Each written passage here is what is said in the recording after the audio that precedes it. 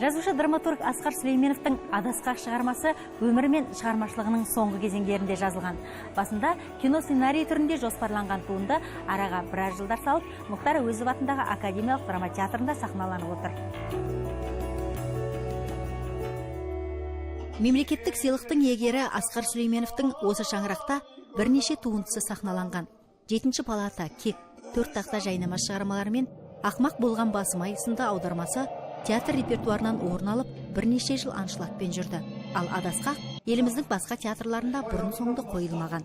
Кез келген суреткер дүниеден өтерінде мен не істедім, кімге қиянат жасадым, жалпы өзімнің өнеріме деген көзқарасым қандай болды. Өнерімде мен ел жұрттың мұң-зарын айта алдым ба, айтпадым ба, міне осы мәселелерді қозғайды. Өнер адамның рухы қашанда сөнбейтін, қашанда тұғыры биік болу керек екен.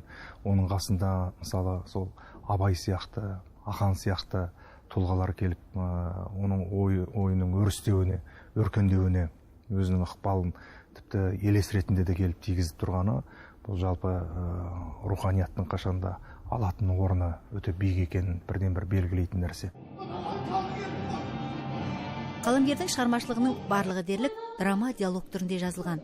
Әнші-композитор Біржан Сал жайлы қойылымның ерекшелігі ол өмірбаяндық шығарма емес, өнер баяндық толғау. Қойылымда Сал сері Абаймен жүздесіп, Сағынайдың асында Ақанмен жолығады.